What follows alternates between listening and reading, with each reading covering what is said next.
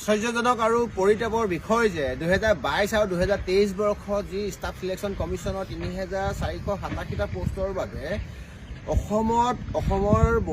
বাহিৰৰ পৰা ৰাজ্যৰ পৰা বিভিন্ন প্ৰান্তৰ পৰা অসমত এপ্লাই কৰিছে ষ্টাফ সিলেকশ্যন কমিশ্যনত, য'ত বিল আছিল অসমৰ বিভিন্ন প্ৰান্তত গুৱাহাটীতে হওক, আজৰাতে হওক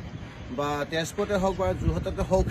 সেইসকল ব্যক্তি যিসকল ব্যক্তিয়ে ভুৱা পেন কাৰ্ড, ডমিচিয়েল বা ভুৱা OBC বিভিন্ন নথি পত্ৰ উলিয়াই অসমৰ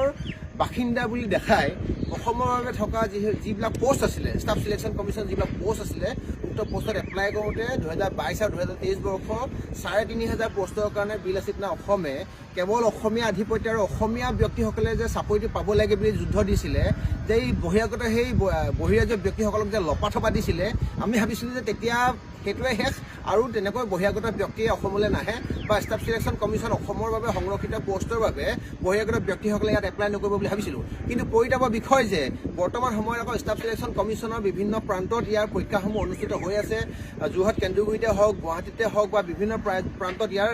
পৰীক্ষাসমূহ অনুষ্ঠিত হৈ আছে। পৰিতাপৰ বিষয় যে এই বহিৰাগত এচাম ব্যক্তিয়ে অসমৰ কিছু দুষ্কৃতিকাৰী বা দুষ্ট চক্ৰৰ সহযোগত অসমৰ পৰা ভুৱা পেন কাৰ্ড, ভুৱা OBC, ভুৱা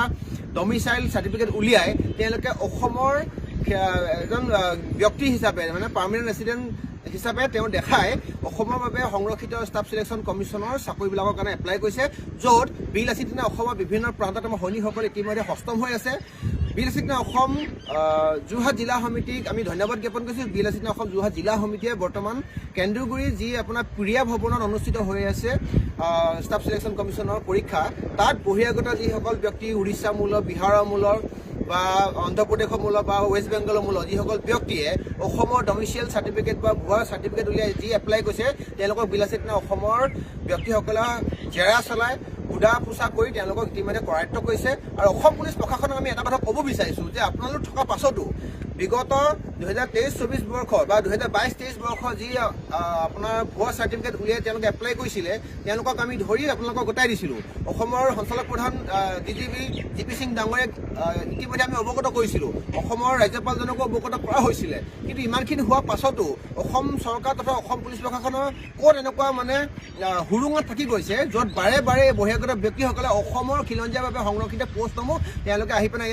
ইয়াত এপ্লাই কৰিছে। গতিকে বিল আছিল অসমৰ তৰফৰ পৰা এটা আমি ক'ব বিচাৰিছোঁ, কেৱল বিল আছিল অসম বুলিয়ে নহয়, সমগ্ৰ অসমবাসী সষ্টম হওক, সজাগ হওক, নহ'লে বহিৰাগত সেইচাম ব্যক্তিয়ে অসমৰ বাবে সংৰক্ষিত ষ্টাফ সিলেকশ্যন কমিশ্যনৰ পদসমূহক বা